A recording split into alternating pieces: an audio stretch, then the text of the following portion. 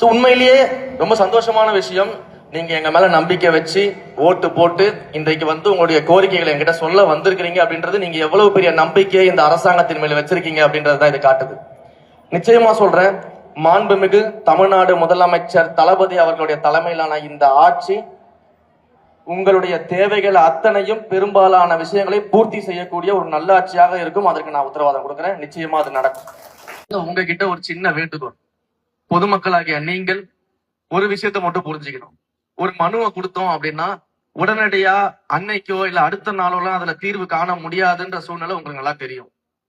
So எல்லா மனுவையும் வாங்கி அதையெல்லாம் படிச்சு அதையெல்லாம் வந்து செக்ரிகேட் பண்ணி சம்பந்தப்பட்ட அதிகாரிகள்கிட்ட கொடுத்து அதுல என்னென்ன பண்ண முடியும் பண்ண முடியாதுன்றத அதிகாரிகள் பார்த்து நம்ம கிட்ட அதற்கான தகவலை சொல்லி அப்ப பண்ண முடிஞ்ச விஷயங்கள் எல்லாம் முதல்ல நம்ம பண்ணணும். அதற்கு தொகுதிக்கான நிதியை வந்து ஒதுக்கீடு வரணும், பட்ஜெட் வேலைகள் முடிக்கணும். அரசாங்கம் இன்னும் வந்து பட்ஜெட் வந்து நம்ம இனிமேதான் தாக்கல் பண்ண போறோம். அப்ப நம்ம கோரிக்கைகள்லாம் நம்ம பட்ஜெட்ல வைப்போம்.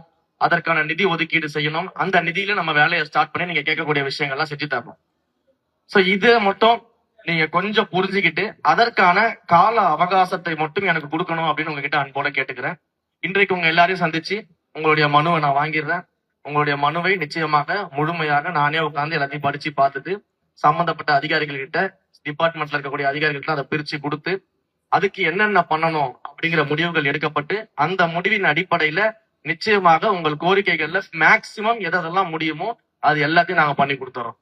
அதை பத்தி நீங்க அதுக்கப்புறம் கவலைப்பட வேணாம். பட் அந்த குறிப்பிட்ட டைம் மட்டும் கொடுங்க. சில மாதங்களுக்குள்ள ஒவ்வொன்றா நம்ம வேலைகள் எடுத்து ஸ்டார்ட் பண்ணி செய்ய ஆரம்பிச்சிடலாம். சரிங்களா?